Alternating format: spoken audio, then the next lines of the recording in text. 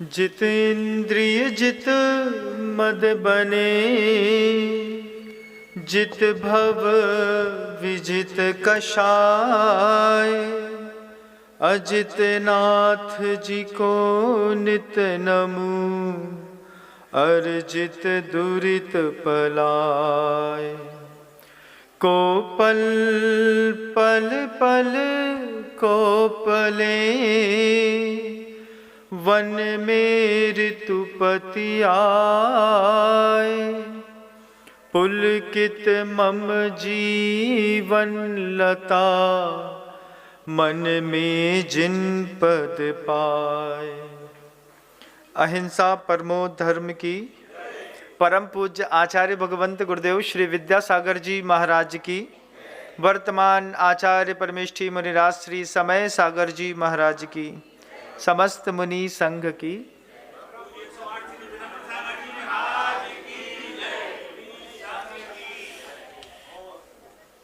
आगम ग्रंथों में आचार्य पूज्यपाद भगवंत ने एक कारिका लिखी हुई है। गुरुदेव कहते हैं, इतिस चिंतामणिर् दिव्यः इति पिण्याखंडकम, ध्यानेन चेदुभे लभ्ये क्वाद्रियांताम विवेकिनः। कोई विवेकी पुरुष है और उसके सामने एक दिव्य चिंतामणि रत्न रखा हुआ है। अब चिंतामणि रत्न सामने रखने पर पिण्याखंडक मतलब खली के टुकड़े का ध्यान करेगा तो खली का टुकड़ा मिल जाएगा। और कोई दिव्य रत्न की कल्पना करेगा, सोचेगा, विचार करेगा तो वो भी उसको चिंतामणि रत्न के सामने सोचने पर मिल जाता है। जैसे कल्प वृक्ष होते हैं, ऐसे चिंतामणि रत्न भी होता है। अब आचार्य पूज्यपाद भगवंत ने ये बात कही है कि ध्यान के माध्यम से मिलता है, लेकिन आप कहते हैं कि ध्यान के माध्यम से आपको कुछ नहीं मिलता। आप मंदिर में जाकर के जिस तरीके से ध्यान लगाते हैं, वास्तव में वो ध्यान न होकर के आर्त ध्यान हो जाता है। आचार्यों ने कारिकाओं में कोई शब्द, कोई बात लिखी है, इस पर आप देखिए कि आपका जीवन कैसा प्रभावित होता है। इतिस चिंतामणिर् दिव्यः इति पिण्याखंडकम, ध्यानेन चेदुभे लभ्ये। दोनों चीजें मिलती हैं। आप जैसा सोचते हैं आपको बिल्कुल वैसी चीजें दुनिया में उपलब्ध होती हैं। इसका एक उदाहरण दिखाता हूं। मान लीजिए आपके परिवार के किसी सदस्य को किसी बुरी आदतों के कारण कैंसर की शिकायत हो गई। प्रायः करके इतने ज़्यादा स्लोगन, उद्बोधन लगातार पैकेट पर छपे रहते हैं, उस पर लिखा रहता है कि तंबाकू खाना स्वास्थ्य के लिए हानिकारक होता है, इसको खाने से कैंसर हो सकता है। लेकिन उसके बाद भी लोग खाते हैं। उनको पता नहीं उसमें क्या मज़ा आता है। मैं समझ नहीं पाया आज तक। जैसे कुत्ते को हड्डी चबाने का मज़ा है, पता नहीं क्या मज़ा है। ऐसे ही दुनिया में तंबाकू खाने वालों की हालत है। मैंने दुनिया में हजारों तंबाकू खाने वाले लोग देखे। हमने उससे कहा कि 1 लाख रुपए देंगे, अगर कायदे से मुंह में डाला गया तंबाकू पेट में डाल लो तो। लोग जितने भी हैं दुनिया में तंबाकू खाने वाले, वो मुंह में गुटखा ऐसा रगड़ के, चाहे वो राजश्री हो, पान पराग गोल्ड हो, पान पराग हो, और दुनिया भर के जो माणिक चंद हो, एक आध कोई और रजनीगंधा हो, एक आध कोई और याद आ जाए तो बाबा 120 हो, है ना, कुछ भी हो, और सब कमलापति है, हाँ कमला पसंद, हाँ। और सबसे अच्छा तो वो जो लोग रगड़ा यूज करते हैं, अच्छा नहीं है तो वो बुरा। लेकिन जो भी दुनिया भर के लोग तंबाकू खाते हैं, मैंने सबके पास गरीब में बैठ कर के एक ऑफर दिया। एक तंबाकू का गुटखा जो दुकानदार लगा करके देता है, उस तंबाकू के गुटके को मुंह में डालो और बिना रोड में पुच्च पुच्च पुच्च किए पूरा का पूरा गुटखा अंदर कर लो, अंदर करके पानी पी लो और उल्टी मत करो। 1,00,000 रुपए नगद देंगे। हमने कई बार पहले भी कहा, अगर आज आप सुन रहे हैं तो ये ऑफर मैं आपको आज पुनः देता हूं। मेरे सामने आप प्रैक्टिकल करके दिखाओ कि आपकी शरीर ने तमाकू को स्वीकार कर लिया। तमाकू एक ऐसा पदार्थ है जिसके खेत में बाढ़ नहीं लगती बंधुओं। पत्ते तो आपने देखे ही नहीं होंगे, पत्ते तो बहुत बड़े बड़े होते हैं, इतने बड़े बड़े पत्ते होते हैं तमाकू के। फिर उसको पत्ते को तोड़ करके जब पक जाते हैं तो उसको रोल करके छोड़ दिया जाता है। फिर रोल के बाद उसकी जब कटिंग और उसको चूरा करते हैं सुखा करके, फिर वो छोटी छोटी पत्तियां बनती हैं। तो जितने भी दुनिया में लोग तमाकू खाते हैं वे सारे के सारे लोगों को एक बार फिर से ऑफर दे देते हैं। हमारे सामने कोई लाइव शो दिखाए, एक गुटखा ले ले, मुंह में डाल करके उसको पूरा चबा करके पेट में डाल ले, ऊपर से 1 गिलास पानी पी ले और उल्टी ना करे। 1,00,000 रुपए नगद हमारे पास तो है नहीं, लेकिन दिलवा जरूर देंगे, इस बात की गारंटी है ना। देने वाले लोग तो बैठे रहते हैं, हमारे आगे पीछे लगे रहते हैं। भगवान के भूत हर जोतते हैं, हमारे पीछे भी बहुत सारे भूत हर जोतते रहते हैं। फिर जब मैंने देखा, आप भी देखिए इस बात को, कितने भी 30 मार का समझते हैं, कोई जवान लड़का हो, पूरा बूढ़ा हो, कोई भी हो, जवान लड़के जब तम्बाकू खाना सीखते हैं तो जब इतनी सी बात में है, लड़की है, गुटखा खा रहा है मीठा वाला, अपने शरीर का स्वभाव देखिएगा कि बचपन में आप मीठा गुटखा पान की दुकान में जाकर के खाते होंगे कभी कभार, है ना। लेकिन धीरे से एक आध दिन किसी ने आपको टोक दिया, अभी तक बच्चे ही बने रहोगे कि कभी बड़े भी होगे। बड़े होने का मतलब तम्बाकू खाना, सिगरेट पीना, इसको बड़ा कहते हैं। तो लोग, बच्चे इस तरीके के टांट मारने मात्र से तम्बाकू खाने की आदत डाल ली, लेकिन तम्बाकू सिर्फ गाल में चिपका रहता है। आज तक कोई भी तम्बाकू खाने वाला, चाहे वो एडिक्शन में 40 साल गुजार चुका हो या 70 साल, 1 रुपए का गुटखा भी तम्बाकू का पेट के अंदर आज तक नहीं पहुंचा। सिर्फ अहंकार के चक्कर में कि हम तम्बाकू नहीं खाएंगे, गुटखा नहीं खाएंगे, तो लोग हमें कहीं लल्लू न समझ बैठे। इसलिए यहाँ पर गुटखा दबा करके सैकड़ों लोगों ने 20-20 लाख रुपए खर्चा करके अपने गले का ऑपरेशन कराया।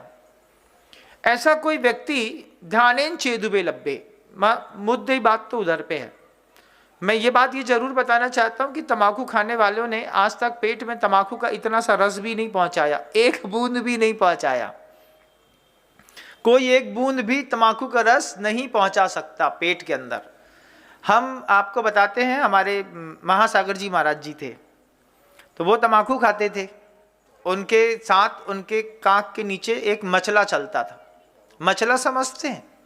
नहीं समझते होंगे। उसमें एक में पेपरमेंट रखी रहती है, लौंग रखी रहती है, सुपारी रखी रहती है, 2 सुपारी खड़ी रखी रहती है, एक कतरनी मतलब सरौता रखा रहता है, सरौती ऊद कहते हैं उसको, क्योंकि ताजी सुपारी कतर के खाने का एक अलग स्वाद रहता है, और जो कतर जाती हैं उसमें से अलग निकल जाता है। तो वो मचला उनके साथ में चलता रहता था हमेशा। वो कहीं भी जाते थे तो मचला साथ में लेके जाते थे। गृहस्थ अवस्था की बात है। गोटेगांव के स्टेशन में हमें आज भी याद है, गर्मी के दिनों में हम लोग दोनों कहीं से लौट रहे थे और उन्होंने गर्मी के दिनों में ट्रेन के अंदर बैठ करके तम्बाकू खा ली।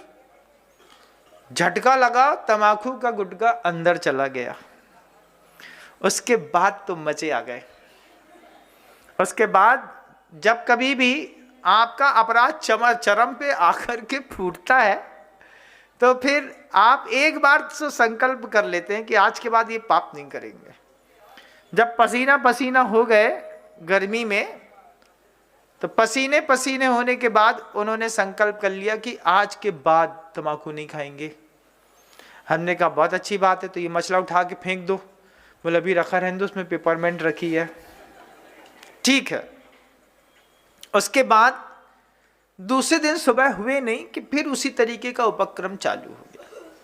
ये तो कृपा गुरुदेव की थी कि जिन लोगों से उम्मीद नहीं थी कि ये कभी पीछे उठा पाएंगे, तमंचे उठाने वाले जब पीछे उठा लें तो जय जयकार तो होती है। मैंने देखा, क्योंकि हमारे हाथ से हम लोग साथ में रहते थे तो हम तो जानते ही थे कि एक गन जो थी वो उनके पैंट में हमेशा फंसी रहती थी। जब उनके हाथ में पिछी आ गई और हम लोग अमरकंटक में जंगल से लौट रहे थे तो हमने उनसे कही थी ये बात कि महासागर जी सोचो, एक टाइम था इस मोहल्ले में तुम तमंचा लेके घूमते थे, आज पिछी लेके घूम रहे हैं। तो उन्होंने बड़े अच्छे से कहा ये सब गुरुदेव की कृपा है, अगर गुरु जी ना होते तो अभी भी जेब में कट्टे ही फंसो रहते और फालतू के पाप में ही लगे रहते। ये तो एक महान गुरु की कृपा हुई, कितना उनका औरा होगा कि उन्होंने अपने उस औरे से ऐसे ऐसे लोगों को बदला है जिसकी उम्मीद नहीं थी बंधु, उम्मीद नहीं थी। ऐसे ऐसे उनकी सेना में लोग आए, खड़े हो गए।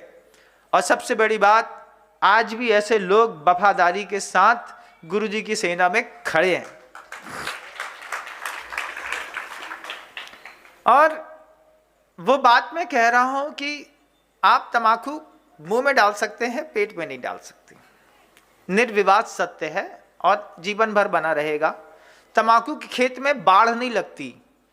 क्यों नहीं लगती?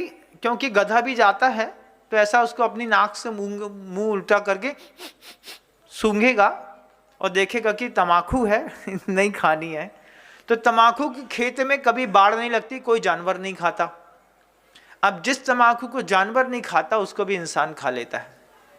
ये तो महिमा है आप लोगों की, धन्य है आप लोग जो तमाकू देवता मम देवो भव। रात में गुटखा फंसा के सोना, सवेरे उसी के साथ कुल्ला करना, उसी को रसगुल्ला समझना, उसी को मिठाई समझना, उसी को भोजन समझना। हम खाने के बिना रह सकते हैं लेकिन गुटके के बिना नहीं रह सकते। गुटका तेरी महिमा परंपार।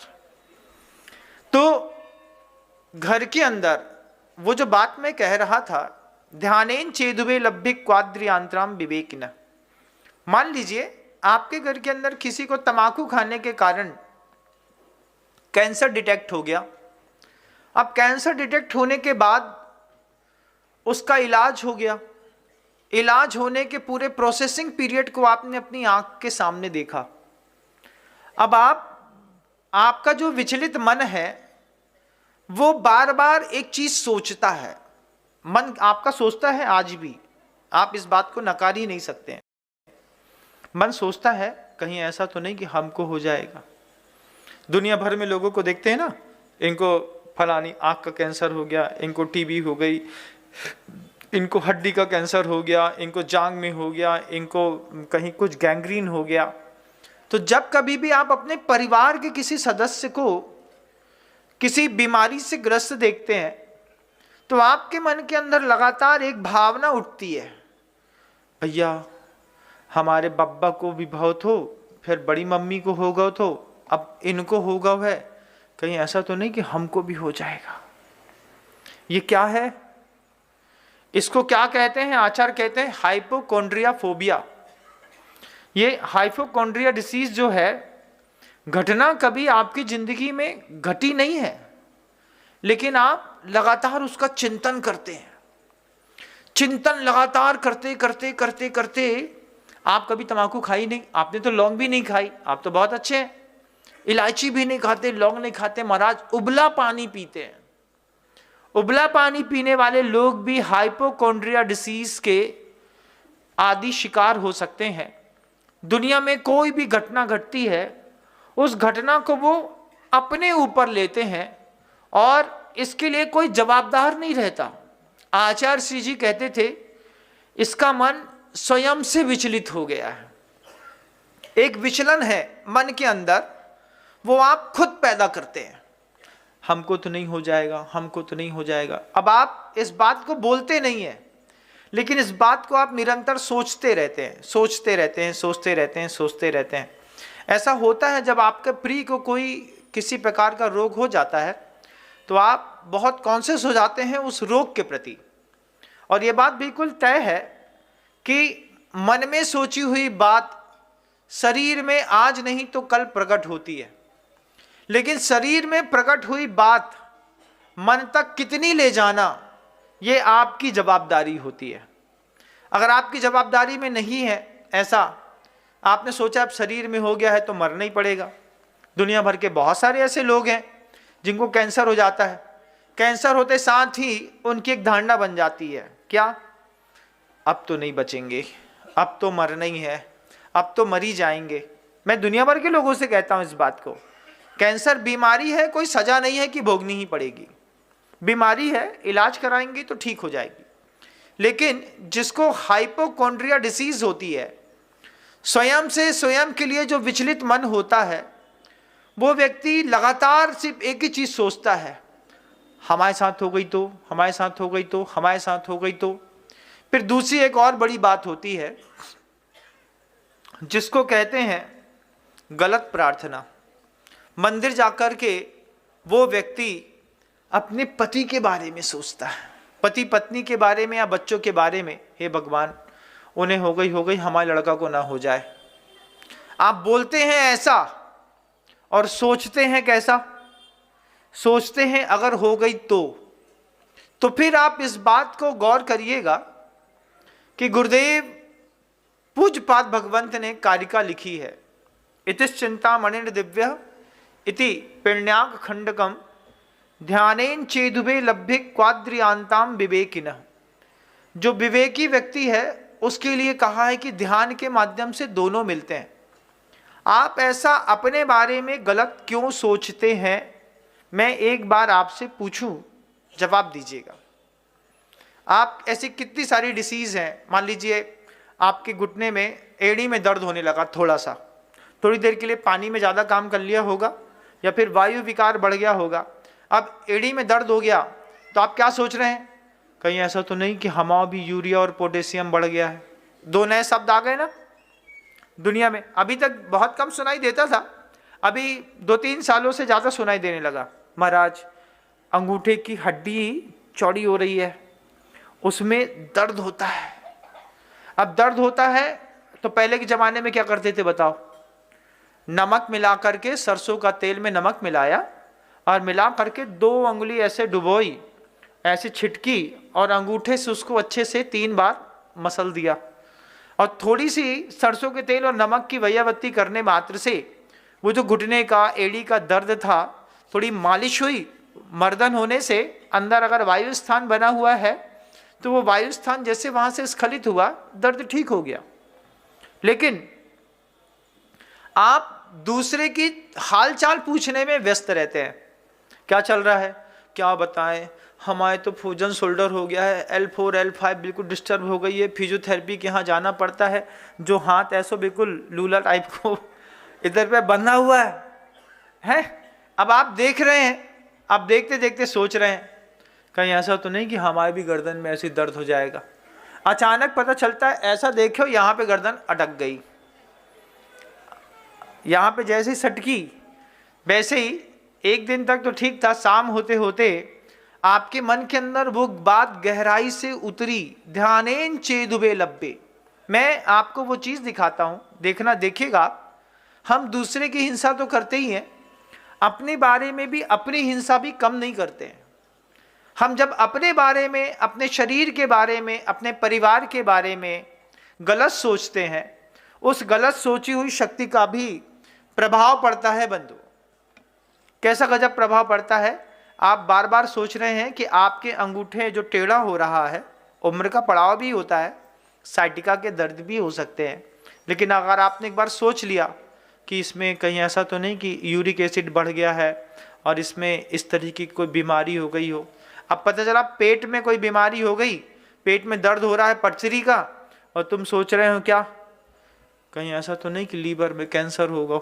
और सोच लो, और कुछ बुरा सोचते बनता हो तो और कुछ बुरा सोच लो, क्योंकि सोचने के तुमको पैसे नहीं लगते, लेकिन सोचने के परिणाम बाद में बाहर निकलते हैं। कैसे बाहर निकलते हैं? जब लगातार आप अपने बारे में अशुभ का चिंतन कर रहे होते हैं, उस वक्त अशुभ प्रकृतियों का निरंतर बंद भी होता रहता है। और ध्यान के माध्यम से मैं दुनिया भर के लोगों को इस बात को कहूँगा कि कम से कम अपने बारे में स्वस्थ विचार करने का प्रयास करिए। मेरी आंखें स्वस्थ हैं। जब हम चांद देख सकते हैं तो ऐसी कौन सी बात है जो नहीं देख सकते। मेरी आंखें स्वस्थ हैं। मुझे याद है कि जब मैं 19-20 साल का था तो 0.51 सिलेंड्रिकल 150 का एक चश्मा पहनता था 20 साल की उम्र में। गुरुजी ने पहली बार मेरा चश्मा देखा और ऐसे बोलते हैं हंस के, आप चश्मा पहनते हैं? हमने कहा आचार्य जी अभी इसमें सिलेंड्रिकल है। तो उतारने से क्या होता है? आचार्य जी थोड़ा सा धुंधला धुंधला सा दिखता है। बोले थोड़ा धुंधला दिखता है कि ज्यादा? थोड़ा दिखता है। फिर आचार्य जी बहुत अच्छे से हमसे कहते हैं, क्यों? अगर मान लीजिए आप चश्मा नहीं पहनेंगे तो क्या आपको चांद दिखाई नहीं देगा? हमने हंस के कहा चांद तो दिखाई देता है। फिर गुरुजी कहते हैं बहुत अच्छे से, अच्छा अगर बिना चश्मा पहने खड़े होकर के जमीन में चलती हुई चींटी दिखाई देती है? हमने कहा देती है। फिर गुरुजी बोलते हैं हाथ की रेखाएं खड़े होने के बाद दिखाई देती हैं? हमने ऐसा देखा बराबर दिखाई देती है। हाथ में अगर बाल और चींटी आएगी तो बिना चश्मा के देख सकते हो कि नहीं? हमने कहा आराम से दिखता है, इतना तो है, दूर का प्रॉब्लम होती, पास की नहीं है। आचार्य जी बोलते चश्मा उठा करके उस कुएं में डाल दो, आज के बाद चश्मा नहीं पहनना। हमने ऐसा देखा गुरुजी को, बोले वहां छोड़ क्या चश्मा? हम वहां पे चश्मा छोड़ के आए, उसके बाद हमने चश्मा नहीं पहना। फिर आचार्य भगवंत कहते थे हमेशा, जब अपना काम चल रहा है अपन क्यों नाक के ऊपर एक दाग लगाना चाहते हैं? एक चश्मा पहनते हैं ना तो नाक में ऐसे टी बन जाती है, फिर उसमें लगातार मॉइस्चराइजिंग क्रीम लगाओ, रात में एक और कुछ लगाओ, फिर उसमें शुद्धगी लगाओ। भारी नौटंकी है चश्मा पहनने की। उसके बाद आजकल तो फैशन है, बड़ी बड़ी कंपनियां आ गई हैं, कार्ड लेंस के आ गए हैं, और क्या लेंस कार्ड आ गया है, और भी आ गए हैं, बड़ी बड़ी कंपनियां आ गई हैं। कुछ नहीं है, आइए मैम, हेलो मैम, जी ma'am, yes ma'am, no ma'am, अंदर ले गए मशीन में धर दो, मशीन में धरो, उनने ऐसे दिखाओ। चेकिंग तो फ्री है, बिल्कुल फ्री है। आप फ्री में ही करेंगे तब तो आप 5,000 का चश्मा बेचेंगे। चेकिंग फ्री कर दी, यस मैम नो मैम कर दिया, 10 रुपया को एक पुट्ठा सामान धरवे को, वो भी वे लोग फ्री में नहीं दें, ओके भी बोल देते ma'am this is rules only 10 rupees. वो आदमी सोचे इतनी बड़ी दुकान बनाई, एक लिफाफा तक फ्री में नहीं मिलता, किराना दुकान वाले के यहाँ 4 मांगोगे तो दे देगा। मैं आप सबको बताना चाहता हूँ कि हमने जो एक अनावश्यक अतिरिक्त बोझ लाद के रखा है, इसके बिना भी आप जी सकते हैं। आप बहुत अच्छे हैं, लेकिन अगर आपने सोच लिया कि हमारी आंखों में कम दिखाई देता है, तो आपकी आत्मशक्ति के परिणाम आपके अंदर के निश्चयों की रचना उस तरीके से करेंगे कि जिस तरीके से आप जैसा सोच रहे हैं बिल्कुल आपको वैसा ही मिलना लगेगा। तीव्र कर्म का उदय आना अलग वस्तु है, लेकिन जब आपका बिल्कुल सामान्य शरीर है, अब 0.5 का चश्मा लगा करके कौन सा तीर मार लो, लेकिन अब वो अच्छो लगता है। जब दूर से लोग देखते हैं ना, बड़ा सभ्य चेहरा दिखाई देता है, चश्मा लगा करके। मतलब पढ़ंतरा हुई है, कचू पढ़ंतरा नहीं है, रील्स के पढ़ंतरा है। रील्स देख देख करके आंखें फोड़ ली और फिर वहां पे जाकर के 5,000 का चश्मा लगा लिया। गुरुजी हमेशा कहते थे एक बूंद जो है, आप ताजे नींबू का एक वो जो स्टिक होती है जिससे आप दांत को खोदते हैं, साफ करते हैं, लकड़ी की, उस लकड़ी की स्टिक से एक नींबू के अंदर एक छेद कर दीजिए और ऐसे ही दबा करके एक बूंद नींबू जो है ना सीधा आंख में डाल दीजिए। रोज एक एक बूंद दोनों आंखों में डालना है। चश्मा कितनी जल्दी उतर जाएगा पता ही नहीं चलेगा। क्या गजब की गुरुजी की सोच थी।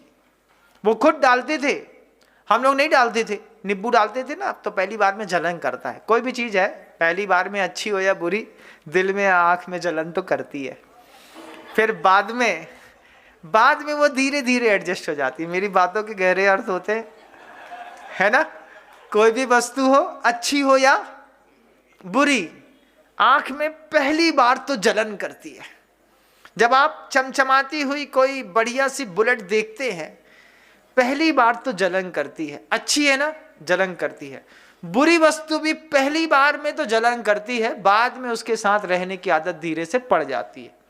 बुरी वस्तु में गुटखा बुरी है, शराब बुरी है, पहली बार में तो जलन करती है, अरे पाप पड़ेगा, एक बार कर लो फिर कछु नहीं, अब पुण्य ही पुण्य पड़ने हैं। एक बार कर लिया फिर उसको भूल गए। अब अतिरिक्त ये जो बोझ चश्मे का डाला है, ये भी ध्यानेन चेदुबे लब्बे। आप अपने शरीर में ऐसे कितने रोग हैं जिसको आपने अपनी सोच से पैदा किया है, कैसी कैसी सोच है। तो आचार्य कहते हैं, मतलब आचार्य तो नहीं कहते, बहुत सारे रिसर्चर्स कहते हैं इस बात को, कि मान लीजिए लगातार प्रकृति है आदमी की लगातार उदास रहने की। कैसा, कितने अच्छा खाना खिला दो, अच्छा लीपा पोती करा दो, सब कर दो, चेहरा बिल्कुल कबूतर के जैसो, क्या हो गया, कुछ नहीं, अच्छे से तो बोलो, अच्छे से तो बोल रहे हैं, तो तुम ऐसे ऐसे ऐसे उदास उदास से काहे को हो, उदास कहाँ है, हम तो ऐसे ही रहते हैं। अब ये जो उदासी लगातार जो बनी रहती है ना दिमाग में, मतलब तुमको हमेशा जिंदा रखने के लिए एक आदमी चाहिए जो तुम्हें हिलाए, बोले पिताजी हंसो, हंसबे गलाने पैदा भय। घर के अंदर ऐसे कितने चेहरे मिलेंगे 100% मनहूस हैं, गोरे साफ सुथरे पैसे वाले, लेकिन हंसते नहीं बनता। पिताजी हैं घर के अंदर आ गए हैं, टीवी देख रहे हैं, क्या चल रहा है भाई, बातें मत करो, अभी हम न्यूज़ देख रहे हैं। तो भैया इतना एटीट्यूड और इतना लाल लाल चेहरा देख करके तुम अपने ही घर की बैठक में बैठ करके किसको तकलीफ दे रहे हो, अपने आप को। जो लोग लगातार उदास रहते हैं, मतलब हाथी को देखना कभी आंख बंद करके, खुशी चाहिए हो तो हाथी को देखो, बंद आंखों से कल्पना करो, हाथी के गले में एक जंजीर लटकी हुई है कम से कम 28 किलो की, उसमें एक घंटी लटकती है छोटी सी, और उसका मालिक जो है ना वो दूर सो रहा है। अब वो हाथी है, लगा है, फिर ऐसा करेगा, फिर आगे आएगा, फिर पीछे जाएगा, फिर दोनों सूपा जैसे कान आगे पीछे करेगा, फिर पेड़ के सामने लगा है तो फिर पेड़ में अपना सिर रगड़ेगा। वो अपने आप में मस्त है, उसको स्तंभ रमण कहते हैं। वो एक पेड़ में एक ठूट में भी रमण करके खुश रहने की जिंदगी जीना जानता है। एक हाथी को, जब कभी भी आप उदास हैं बहुत ज्यादा, एक खड़े हुए हाथी की कल्पना करिए। एक हाथी है, हाथी के सामने पेड़ है, अब वो क्या करता है, बस बार बार पेड़ के पास जाएगा, पेड़ को धक्का देगा, फिर कान से ऐसे फड़फड़ाएगा, फिर ऐसा ऐसा करेगा। तुम हाथी से भी गए बीते हो गए। हाथी को प्रशस्त शुभ कहा गया है आगम ग्रंथों में, मतलब हाथी को देख करके जो भी कार्य होते हैं वो शुभ माने जाते हैं, इसलिए मांगलिक कार्यों में सबसे पहले गज लेकर के आते हैं। वो हमेशा प्रसन्न रहता है, कभी कभी उसके आंख में आंसू नहीं है। आंसू कब है, भूख के कारण नहीं आता, जब कभी उसको सूल चुभा देते हैं, तो जब चुभाने के कारण घाव हो जाता है, उसमें महावत सही समय पर उसको पैचअप ठीक नहीं करता है, तो फिर दर्द के कारण कभी करा दे तो करा दे, नहीं तो फुल टाइम खुश रहता है। लेकिन तुम्हारे घर में कितने लोग हैं ऐसे, सही बताओ। चेहरा घर के अंदर आदमी जाबे में डरत है, घर ही को आदमी घर में जाबे में डरत है, घर के अंदर घुसे नहीं कि सब बिल्कुल ऐसे ऐसे चेहरा वाले मिले, जी आ गए, जी आ गए, जी आ गए, जैसे 5-7 मेटल डिटेक्टर लगे हुए हैं। घर के अंदर घुसे, घुसते ही साथ सबसे पहले ताऊ निकले, हाँ क्यों रे, कहाँ से आया नवाब, एक मेटल डिटेक्टर।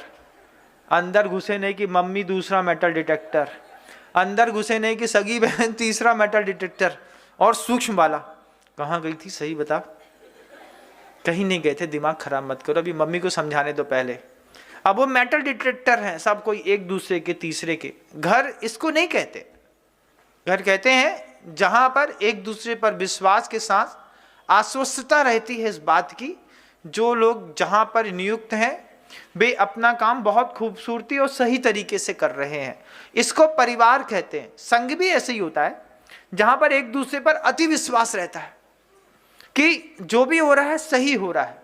लेकिन आप जब गलत लगातार सोचते हैं अपने बारे में, तो जो लोग अंदर ही अंदर 24 घंटे उदास बने रहते हैं, अकेले भी बैठे रहेंगे तो लोग बोलते हैं भी कई बोल क्या करें, अकेले में हंसे, लोग पगला के हैं। पगला नहीं कहेंगे, एक हंसी होती है और एक प्रसन्न वदन होता है। अकेले में भी बैठे हैं तो स्वस्थ हैं, अपने आप को फील गुड फैक्टर पे रख करके बैठे हैं।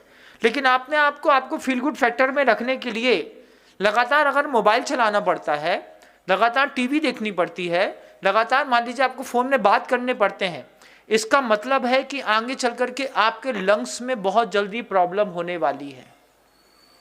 छाती में लंग्स होते हैं ना, सांस लेते हैं, सांस कभी ली है? कितनी लेते हो? बस उतना ही महाराज जी, जितनी घुस जाए अपने आप निकल जाए अपने आप, इससे ज्यादा नहीं। क्यों? मेहनत नहीं होती, जबकि मेहनत करनी चाहिए। एक गहरी श्वास सुबह सुबह जितनी लोगे तो वो जो छाती में हवा घुसती है ना थोड़ी सी, तभी तो छाती में घुसती नहीं है, अभी तक पेट तक जात है, तुम्हारे खाना में थोड़ी सी धक्का मारा थे और हवा चुपचाप वापस निकल जाते। कौन मेहनत करे महाराज? अंदर बाहर तो अनुलोम विलोम करने के लिए नहीं, तुम लोग को अंदर बाहर जे वाली बड़ी अच्छी लगत है, पत्ते वाली अंदर बाहर तो कर लोगे, लेकिन नाक वाली अंदर बाहर नहीं करोगे। जबकि कहते हैं कि सुबह सुबह जो ठंडी हवा रहती है, वो शीतल हवा में नाइट्रोजन सबसे कम मात्रा में रहती है, ऑक्सीजन का लेवल हाई पर रहता है 83%। उस समय सुबह उठ करके छत में बैठ गए हल्के कपड़े पहन करके और 15 मिनट तक मात्र अनुलोम विलोम अच्छे से कर लिया, थोड़ा सा भस्त्रिका प्राणायाम कर लिया। ये दो चीजें आपके चेहरे का चमक, ग्लो भी बढ़ा देंगे, साथ ही साथ आपकी उदासी भी दूर कर देंगे। और लंग्स के अंतिम भाग तक जब हवा जाएगी तो आगे चल करके लंग्स का कोई प्रॉब्लम नहीं होगा।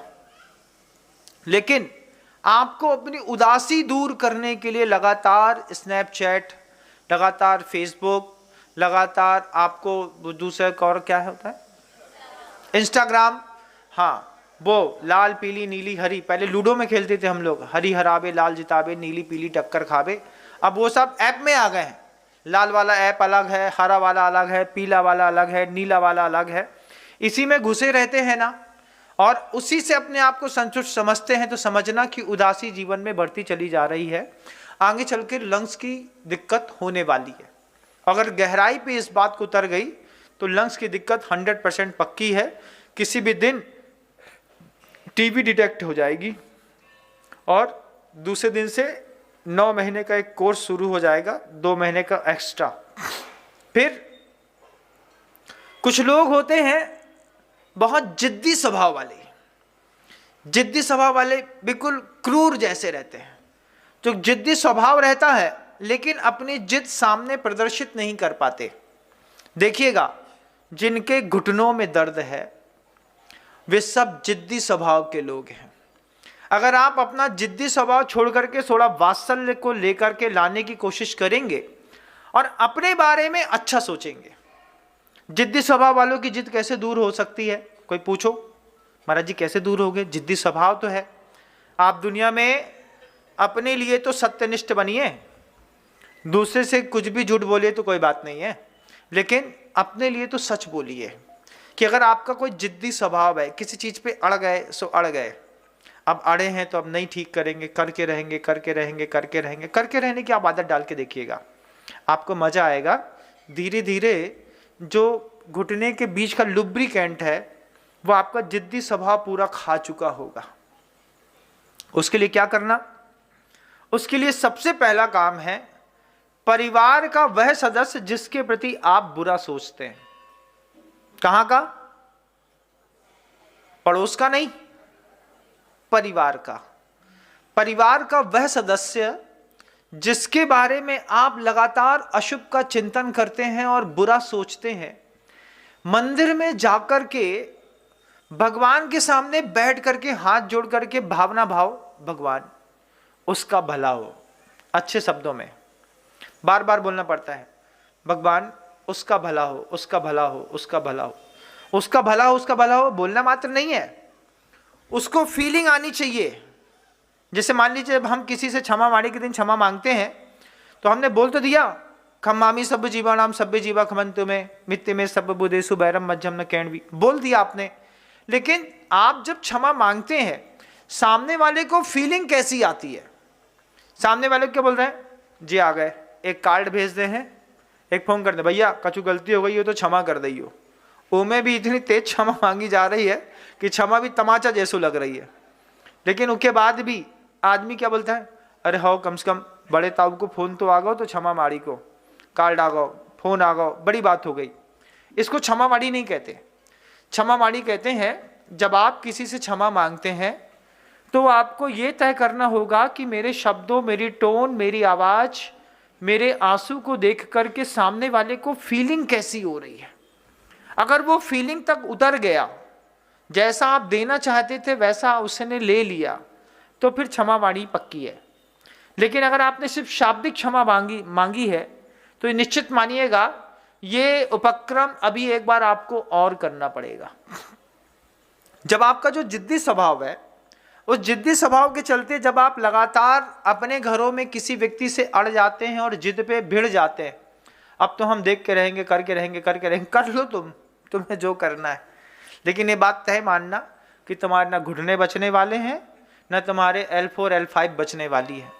ये जिद्दी लोग, बाहर के लोगों को छोड़ दीजिए, अभी तो सिर्फ इतना नियम ले लीजिए कि घर के अंदर जिस व्यक्ति से हमारी बहुत ठसी में रहती है, बात करने के लिए नहीं बोल रहे, मंदिर में जाकर के उसके बारे में अच्छा सोचने के लिए बोल रहे। इसमें तुम्हारा कोई अपमान नहीं होगा। लेकिन लगातार जब प्रभु से प्रार्थना करोगे, भगवान उसको अच्छा मिलना चाहिए, बहुत मेहनत करते हैं वो, अच्छा मिलना चाहिए। जब आप लगातार ऐसा बोलेंगे ना तो आप अनुभूत करेंगे कि डॉक्टर ने कहा था कि ये दोनों घुटने बिना ऑपरेशन के ठीक नहीं होने वाले। सिर्फ 3 महीने का 90 दिन का ऐसा कोर्स करने पर आप घुटने के ऑपरेशन से भी बच जाएंगे। आपको बहुत अच्छा फील होगा। ध्यानेन चेदुवे लब्धे क्वाद्रियांताम विवेकिना, आचार्य पूजपा स्वामी और बहुत बड़े वैदिक शास्त्र के निर्माता भी थे। पूजपाद भगवंत ने वैद्य का इतना बड़ा शास्त्र लिखा है, कल्याण कार्यक्रम, वो 2 है। एक मतलब कल्याण कारक उग्रदित आचार्य महाराज जी का है, और दूसरा जो है सर्वार सिद्धि के ऊपर में जब आप प्रस्तावना देखते हैं, उस प्रस्तावना में पूजपाद भगवंत ने अपने पूरे वैदिक शास्त्र को, इसको बहुत अच्छे तरीके से लिखा हुआ है, देखने की जरूरत है। और वे पूजपाद भगवंत कहते हैं कि तुम नैसर्गिक चिकित्सा में उतरने की कोशिश करो। अभी हम नैसर्गिक चिकित्सा में नहीं आते, अभी हम नेचुरोपैथी, प्राकृतिक चिकित्सा अलग होती है, आयुर्वेद अलग होता है, एलोपैथी अलग होती है, एक नैसर्गिक चिकित्सा होती है। नैसर्गिक चिकित्सा में कुछ करो मत, अपने शरीर में रोग है ना, उसके बारे में अच्छा सोचो, पहले स्वस्थ चिंतन करो। घर के अंदर कभी देखिएगा आपको बहुत ज़्यादा कफ हो गया है, सर्दी खांसी हो गई है, आप 3 दिन से 4 दिन से 5 दिन से खो कर रहे हैं, नाक बहाए जा रहे हैं, बिल्कुल बढ़िया जमी हुई क्रीमी मलाई नाक से बाहर निकल रही है, आप करे जा रहे हैं, छींके जा रहे हैं, जहां देखो वहां बिखराते हैं गली गली। लेकिन आप गोली भी खा लीजिए, गोली खाने के बाद भी डॉक्टर आपसे पूछेगा अब कैसा लग रहा है। डॉक्टर दवाई दे सकता है, उसको ठीक करना आपके हाथ में है। फिर अंदर से एक आवाज आती है, 3 दिन से पहले तो ठीक नहीं होने वाला, एक आवाज आती है ना। जैसे वो आवाज जो आती है ना कि 3 दिन से पहले ठीक नहीं होने वाला, एक्चुअल डॉक्टर वो है जो आपके खुद के सबकॉन्शियस माइंड ने इस बात को कहा है कि ये रोग जो तुम्हें आया है ये 3 दिन बाद ठीक होगा। अब तुम गोली चाहे 3 बार खा लो चाहे 4 बार, वो रोग तो 3 दिन बाद इसलिए ठीक होगा क्योंकि आपने अपने आप से सेल्फ कमिटमेंट किया है, ये 3 दिन बाद ठीक होगा, फिर 3 दिन लगेंगे। तो ये चीज नैसर्गिक चिकित्सा में आती है। और यही बात वो होती है जब मान लीजिए उस दर्द से कोई बड़ा दर्द मिल जाए, सर्दी खांसी बुखार सब हो रहा था, अचानक पता चला कि पापा जी का एक्सीडेंट हो गया। कहाँ? इतने से 14 किलोमीटर दूर। अब 14 किलोमीटर दूर जैसे आपने सोचा, दिमाग आपका पूरा डाइवर्ट हो गया।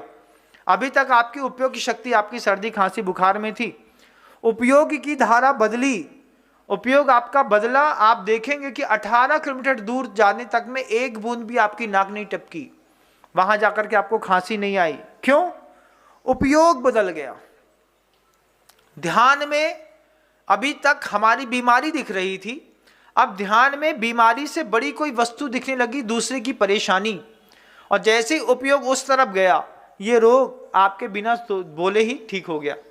फिर थोड़ी देर बाद जब घंटे 2 घंटे 5 घंटे बाद आपको याद आता है तो बोले क्यों, ठीक है? हाँ ठीक तो है, थोड़ी सी खराश है, कल शाम तक, कल सुबह तक ठीक हो जाएगी। और जैसे ही आपने अपने आप से कहा कल सुबह तक ठीक हो जाएगी, तो वो ठीक हो जाएगी। अब आप लोगों के सामने दुनिया में 3 विकल्प आते हैं, या तो आप प्राकृतिक चिकित्सा कराइए, एलोपैथी की चिकित्सा कराइए, आयुर्वेद की कराइए। 3 चिकित्सा शास्त्र तो हैं। चौथा चिकित्सा शास्त्र गुरुदेव के शब्दों का है कि आप नैसर्गिक चिकित्सा करिए। नैसर्गिक चिकित्सा कैसे होती है? मैं घर में देखता था, घर में मान लो बुखार आ गया तो जैसे ही हाथ गर्म हुआ, घर में थर्मामीटर रखा रहता था, मुंह में डाला, देखा 99 है, वापस थर्मामीटर रखा, पापा के पास चले गए, हमें बुखार आ गई है। वे दुकान में काम करते, चुप रहो, चलो घर, 2 दिन बाद ठीक हो जाएगी अपने आप। हमने कहा अपने आप कैसे ठीक हो जाएगी भाई, बुखार आई है, इसका गोली खानी पड़ती है, इसको गोली खा के ठीक होता है। 2 दिन बाद ठीक हो जाएगा, घर चलो, कोई दवाई नहीं। घर में जाए तो सोते हुए मिले, 2 दिन तक वास्तव में बुखार रहा, तीसरे दिन स्वयं के अनकॉन्शियस माइंड ने, सबकॉन्शियस माइंड ने स्वयं ठीक किया, 2 दिन बाद ठीक हो जाएंगे। बड़ों को पता रहती है बात, आप भी बड़े हो गए हैं, लेकिन अब आपको ये पता नहीं है बात कि इतिश चिंता मणिर दिव्य इति पुण्याग खंडकम ध्यानेन चेदुबे लभ्ये क्वाद्रियांताम विवेकना। उसी वक्त अच्छा सोचने पर अच्छा मिल सकता है, उसी वक्त गलत सोचने पर हम गलत प्राप्त कर सकते हैं। दिक्कत बस इस बात की है कि हम अपने साथ गलत क्यों सोचते हैं। मैं आपको आपके परिवार के बारे में नहीं बोल रहा हूं, मैं आपसे कह रहा हूं आप अपने शरीर के बारे में गलत क्यों सोचते हैं। आप सोचते हैं कि मान लीजिए आपके चेहरे पर सांवला कलर है, पिंपल्स हो गया, तो आप अपने बारे में गलत क्यों सोचते हैं। नेमिनाथ भगवान भी ऐसे ही थे, सांवलिया और भी थे ना, वो भी ऐसे ही थे। तो जब बड़े बड़े तीर्थंकरों की भी नाम कर्म की प्रकृतियां उदय में आई और उनको भी उसको झेलना पड़ा, हमारी भी नाम कर्म की प्रकृति है, जो है तो है। ऐसा भी सोचेंगे तो भी बहुत अच्छे से जी सकते हैं। लेकिन जब हम लगातार अपने बारे में गलत सोचते हैं, गलत देखते हैं, मैं हमेशा कहता हूं जब कभी भी आईना देखो ना, तो आईने में पहले 1 बूंद तेल लेकर के ऐसा हाथ में रगड़ के एक बार आईने में पोंछ दो, एक बार थोड़ा सा तेल आईने में साफ कर लो, उसके बाद चेहरा देखो, तो फिर आईना अच्छा चेहरा दिखाता है। लेकिन बिल्कुल साफ कर लो। कैसे साफ करते हैं? वो जो चश्मा साफ करने का लिक्विड आता है ना, उससे कई लोग कॉलिन से तो करते ही हैं, कॉलिन से नहीं करते, चौक से करते हैं, हमको बता रहे। तो वो आईना जब भी घर के अंदर जो कांच साफ किए जाते हैं वो चौक से किए जाते हैं। पहले चौक लगाई जाती है गंदे स्थान पे, फिर चौक लगाने के बाद जो है उसको पेपर लिया जाता है, फिर साफ पेपर से उसको जितना रगड़ते हैं तो आईना साफ हो जाता है, उसकी खासियत रहती है। लेकिन हम आपसे दूसरी बात कह रहे हैं, हम तो आपसे ये कह रहे हैं कि जो आईना है ना, जब आप देखते हैं तो उसमें आधा बूंद तेल का 1 हाथ लगा दो, थोड़ा सा ब्लर हो जाएगा, फिर आप बहुत अच्छे दिखेंगे। बहुत ज़्यादा साफ आईना नहीं देखना चाहिए। बहुत साफ आईना देखने पर आपके अंदर का वो जो उदासी है वो खुद ही को चेहरा देख कर के जाएगी, बोले भगवान कैसी नाक बनाई है, इतने से ऐसी उठी है, अभी को नीची करें। फिर छोटी छोटी चीज़ें दिखती हैं, आँख कैसी अंदर घुस गई हैं, जैसे चुड़ैल की डुकरिया टाइप की होती हैं। अब उसके लिए क्या करें? अब उसके लिए फिर सोचेंगे, फिर माथा गौर से देखेंगे तो उसमें झुर्रियाँ दिखेंगी, फिर इधर देखोगे तो एक दाग दिखेगा, एक इधर दिखेगा, एक इधर दिखेगा। अब उसमें आपका उपयोग लगा रहेगा। इससे अच्छा है क्या करें, एक थोड़ा सा तेल का पोंछा मार दो, सब सही दिख रहा है, अब कुछ नहीं करना, सामने वाले को जो दिखता है सो दिखता रहे। जो लोग, गुरुजी कहते थे इस बात को, गुरुजी कहते थे कुछ लोग होते हैं अपने आप को बढ़िया बनाने के लिए दिमाग चमकाते हैं, कुछ लोग चेहरा।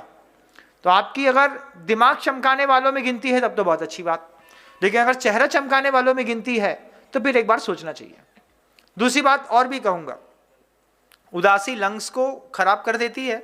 आपका जिद्दीपना जो होता है वो आपके घुटने के दर्द को खराब, मतलब घुटने का दर्द कर लेता है। फिर एक कंट्रोल फ्री लाइफ स्टाइल और होती है। घर का व्यक्ति घर के प्रत्येक व्यक्ति को कंट्रोल करना चाहता है लगातार। वे हमारी बात नहीं माने, कैसे कैसे नहीं माने, हम देख ले हैं वो को। तो वो आदमी घर के अंदर जो है ना गुंडागर्दी पे उतारू होता है। कैसे गुंडागर्दी करेगा? घर के अंदर सब कोई बैठे रहे होंगे, जानते हैं पत्नी को सबके सामने तो तेज बोल सकते हैं, कमरे में भले नहीं तेज बोल पाए, कमरे में सबके सामने तो तेज बोल सकते हैं। तो बस लगा वहां पे चिल्लाने और शुरू होने में। तो कुछ लोग ऐसे होते हैं जिनकी आदत होती है वो पूरे के पूरे घर के प्रत्येक पर्सन को कंट्रोल करना चाहते हैं। और कई बार ये फोबिया छोटे में आ जाता है। मतलब मान लीजिए 4 भैया हैं, अब 4 भैया में से तीसरे नंबर का कोई भैया निकल गया, चौथे नंबर का भैया निकल गया, बड़े सीधे निकल गए, मंझले सीधे निकल गए, संजले सीधे निकल गए, छोटा एड़ा निकल गया। अब वो जो एड़ा है वो क्या बोलता है, हम सबको कंट्रोल करेंगे।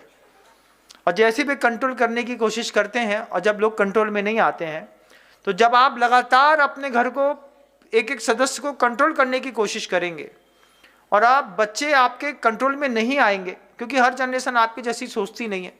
कुछ लोगों को आपकी आंख से डर लगता है, कुछ लोगों को आपकी आंखें गटरा लगती है मैंने जो कछु नहीं है, जब गोल गोल चना जैसे दिखाएंगे थोड़ी देर में निकल देंगे।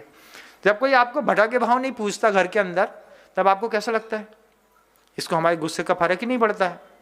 ऐसे लोगों को थायराइड बढ़ता चला जाता है। ऐसे लोगों को थायराइड जितना बढ़ेगा, और थायराइड के साथ साथ ही पेट की दिक्कतें भी ऐसे लोगों को बढ़ती हैं जो लगातार कंट्रोल करने के लिए लगे रहते हैं। फिर गुरुजी वही बात कहते हैं, ध्यानेन चेदुबे लब्बे। ध्यान के माध्यम से आप जितना अच्छा अपनी जिंदगी का कर सकते हैं करने का प्रयास करिए। अपने बारे में अच्छा सोचिए।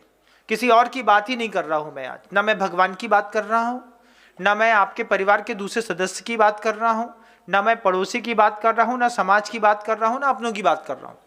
मैं बस आपसे इस बात की बात कर रहा हूं कि आप कृपा करके अपने बारे में अच्छा सोचिए, क्योंकि आपकी जिन शासन को बहुत जरूरत है।